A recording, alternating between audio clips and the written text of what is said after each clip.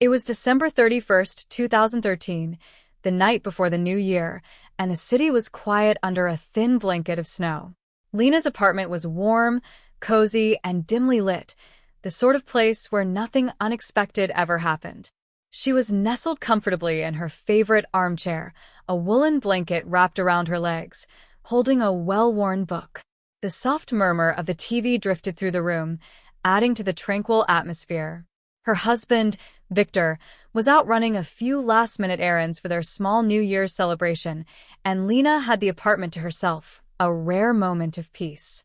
They had no children, and their lives, while modest, were filled with a predictable rhythm that Lena found comforting. She glanced at the clock. It was nearing midnight. Victor would be home any moment now. Smiling to herself, she turned back to her book, fully absorbed in the story. But then, an unsettling sensation washed over her, like an unexpected chill. She couldn't pinpoint why, but the fine hairs on her neck prickled, and an uncomfortable heaviness settled in her stomach. She felt it, a presence, as if someone were watching her intently, their gaze piercing through the dim room. She shook her head, dismissing the feeling. Probably just tired, she thought, turning another page. Yet, the sensation only grew stronger. It was so intense now that she could no longer ignore it. She looked up, expecting to see Victor standing there with a mischievous grin, ready to startle her. But it wasn't her husband.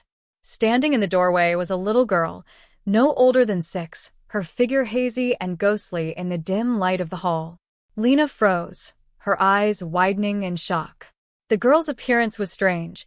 She was wearing an old-fashioned dress, the kind Lena's grandmother might have worn as a child, and her dark hair was cut in an old, bobbed style. She looked out of place, like she had stepped straight out of a faded family photograph. Lena's mind raced. "We don't have any children. How did she get in here?" The girl just stood there, staring at Lena with wide, somber eyes, as if she'd been waiting for her. Lena's heart pounded as she gathered the courage to speak. Who are you?" she whispered, her voice trembling. The girl blinked, as if surprised by Lena's question.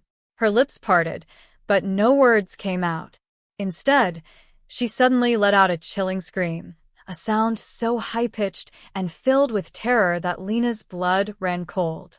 But as abruptly as the scream began, it stopped, leaving a heavy silence hanging in the air.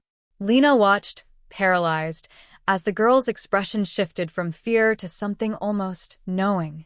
The girl's small mouth twisted into a faint, eerie smile, and then she spoke in a voice that did not match her appearance, a deep, raspy, masculine voice that seemed to echo through the room.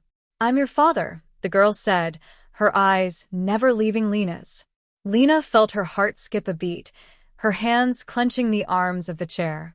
The voice was unmistakable, a voice she hadn't heard in years. It was the voice of her father, who had been bedridden and barely able to speak after a long illness. The room seemed to grow darker, the air thick with a presence that was both familiar and deeply unsettling. Lena's mind reeled. How could this be? Her father was alive, though ailing, back at home with her sister in a neighboring city. She hadn't spoken to him in weeks, not since his health took a turn for the worse.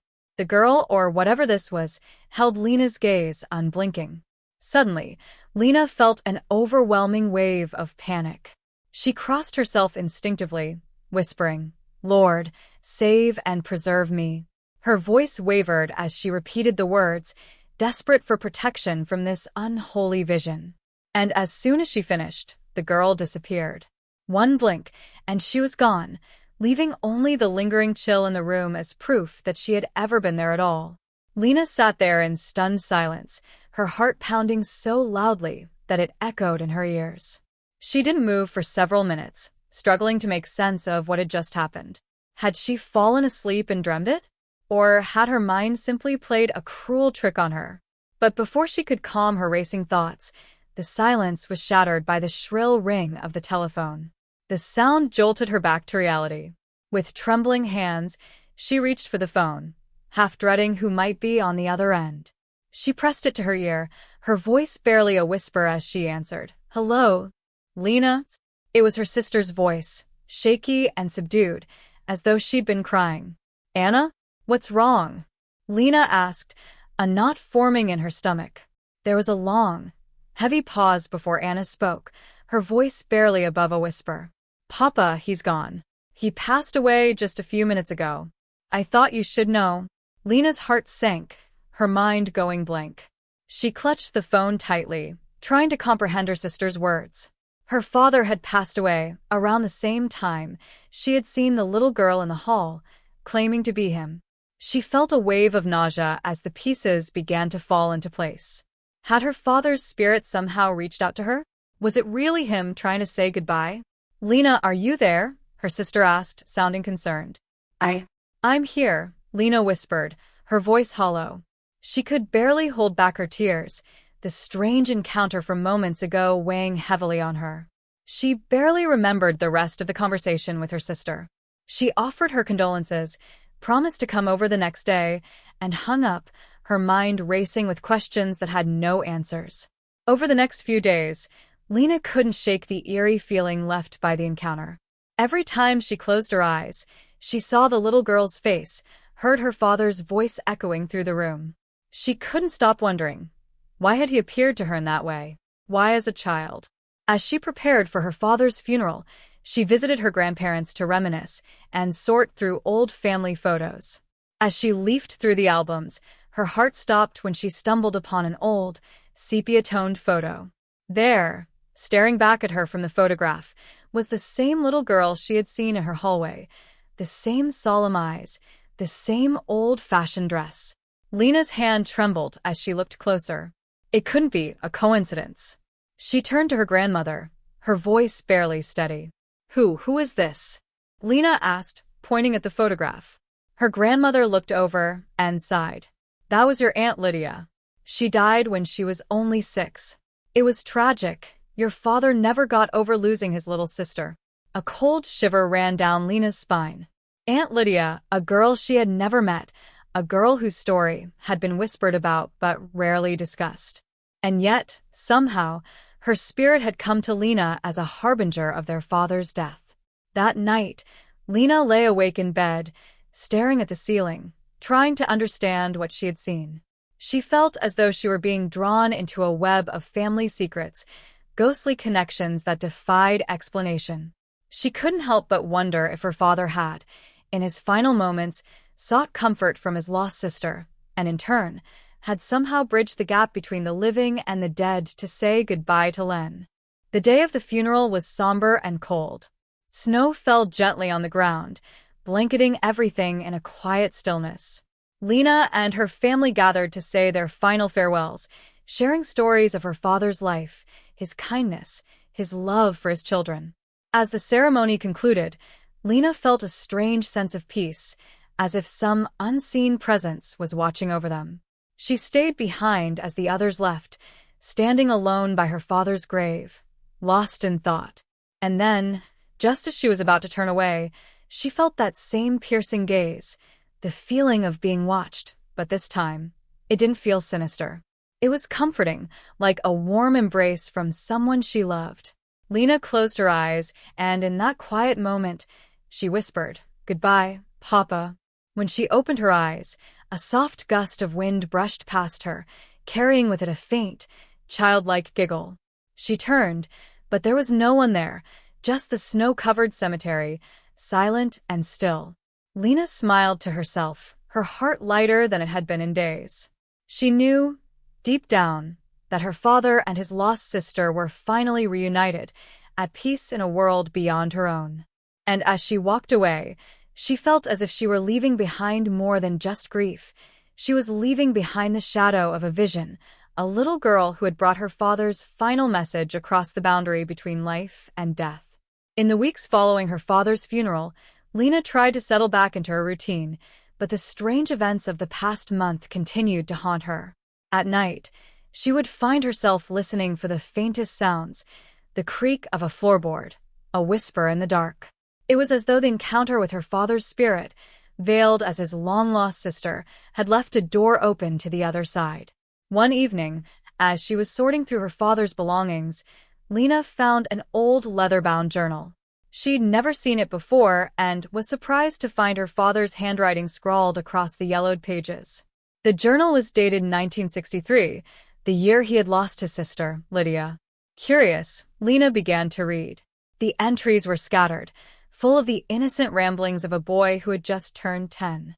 But as she turned the pages, she came across a troubling passage.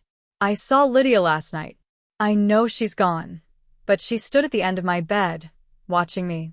She looked sad, as if she wanted to tell me something. I tried to speak to her, but she vanished before I could say a word. Lena's heart pounded as she continued to read. It seemed that her father had been visited by Lydia's spirit after her death, just as Lena herself had experienced with the girl in her hallway. Was it possible that her father had been haunted his entire life by the ghost of his sister? And now, was that same spirit reaching out to Lena, trying to communicate something that had been buried in their family's past? She closed the journal, feeling a chill settle over her. Something was not right. She needed answers. Haunted by what she'd read, Lena decided to visit her grandparents' house, the place where her father had grown up. It had been years since she'd last been there. The house had been left vacant after her grandparents passed away. Rumor in the family said that it was being sold, but no one had been in any hurry to clear it out. As Lena approached the old house, memories flooded back. Summer afternoons spent running through the yard, her grandmother's cooking wafting through the open windows. But today, the house felt different. Shadows lingered in the corners, and an eerie silence hung over it, as if it were holding its breath. The door creaked as she stepped inside, and a faint smell of mildew and dust greeted her.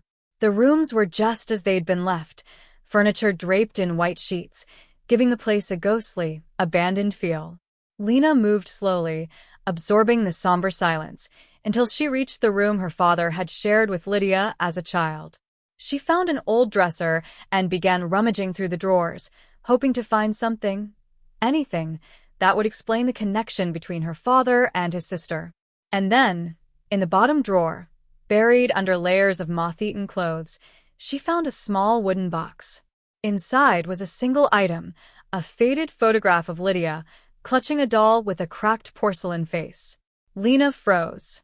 The doll in the photograph was identical to the one she'd seen in the hallway that night, when her father's spirit had appeared to her in the form of a young girl. As she stood there, studying the photograph, a low whisper echoed through the room, as if carried on an invisible wind. "Help me," the voice murmured. Lena's blood ran cold. The voice was unmistakably that of a child. Terrified yet determined, Lena continued exploring the house, searching for clues about her family's past. She wandered into the basement, a place she'd always found unsettling as a child. The air grew colder as she descended the stairs, her flashlight casting long, eerie shadows along the stone walls. The basement was cluttered with old furniture, boxes, and items covered in thick layers of dust. As Lena carefully moved through the maze of forgotten belongings, her foot struck something heavy, a trapdoor hidden beneath a rotting carpet. Taking a deep breath, she heaved the trapdoor open, revealing a narrow staircase descending into a hidden chamber below.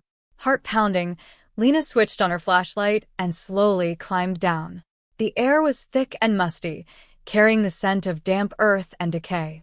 At the bottom, she found herself in a small room lined with shelves. On those shelves were dozens of dolls, each one with a face cracked and worn with age. They were all positioned to face the entrance, as if they'd been waiting for her arrival. At the far end of the room stood an altar with a small candle, melted down to a nub, surrounded by photographs, pictures of her father, Lydia, and several other children from their time at the old family home. Lena's gaze landed on a worn journal resting on the altar, its pages filled with her grandmother's handwriting. As she read, a horrifying story unfolded. It appeared that her grandmother had been deeply involved in the occult, performing rituals to communicate with the dead. One entry spoke of Lydia's sudden illness and death, and how her grandmother had been racked with guilt. She believed that Lydia's death was her fault, the result of a ritual gone wrong.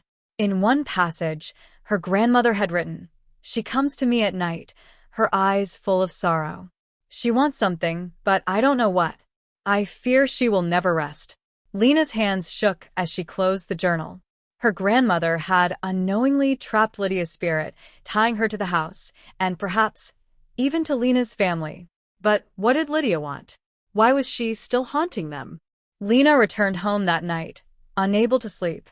She sat up in bed, the weight of her family's tragic history pressing down on her. She knew what she had to do. Even if the thought terrified her, she needed to make contact with Lydia to find out what her spirit wanted. As midnight approached, Lena set up candles around her living room, just as she'd seen in her grandmother's journal. She held the photograph of Lydia and the doll tightly, closing her eyes and focusing her thoughts. "Lydia," she whispered into the silence. "If you're here, please show yourself. I want to help you. I want to set you free." For several minutes, nothing happened. Then, a faint, cold breeze swept through the room, extinguishing one of the candles. Lena felt her heart quicken as a shadow materialized in the corner, slowly taking the shape of the little girl she had seen before. Lydia's spirit was standing before her, watching her with those same sorrowful eyes. But this time, she seemed less frightening, almost vulnerable. "What do you want, Lydia?" Lena asked, her voice barely audible. The girl's form wavered, and Lena heard the faintest of whispers, barely more than a breath. "Free me." Lena's heart sank as she realized the depth of her grandmother's actions. By meddling in forces she didn't understand, her grandmother had inadvertently bound Lydia's spirit to this world, trapping her between realms. Lydia was unable to find peace. But how could Lena free her? She didn't know where to begin. The answer came to Lena that night in a dream. She found herself back in her grandparents' basement, standing before the altar where the old dolls and photographs lay. Lydia's spirit was there, reaching out to her, urging her to do something, to break the connection her grandmother had created. When she awoke, Lena knew what she had to do. The next day, she returned to the house and went straight to the hidden chamber in the basement. She gathered all the dolls, the old photographs, and her grandmother's journal, carrying them outside to the backyard. There, under the cold winter sky, she built a small fire, carefully feeding the items into the flames one by one. As the last doll was consumed by the fire, Lena felt a sudden warmth wash over her, a sense of release and peace that she couldn't explain. She closed her eyes, silently praying for her father, for Lydia, and for her family's spirits to be set free. When she opened her eyes, she saw Lydia's form one last time. The little girl stood at the edge of the clearing, her face peaceful, a soft smile gracing her lips. She raised a hand in silent farewell, and then, as the smoke rose into the sky, she faded away, leaving Lena with a feeling of closure. For the first time in years, Lena felt whole. The shadow that had haunted her family for decades had finally lifted. As she walked away from the fire, she felt a sense of liberation, as if she too had been set free from the chains of the past. From that day on, Lena never saw the ghostly figure of her Aunt Lydia again. But sometimes on quiet winter nights, she would sense a soft, comforting presence nearby, a reminder that some bonds, of love, of family, could never truly be broken.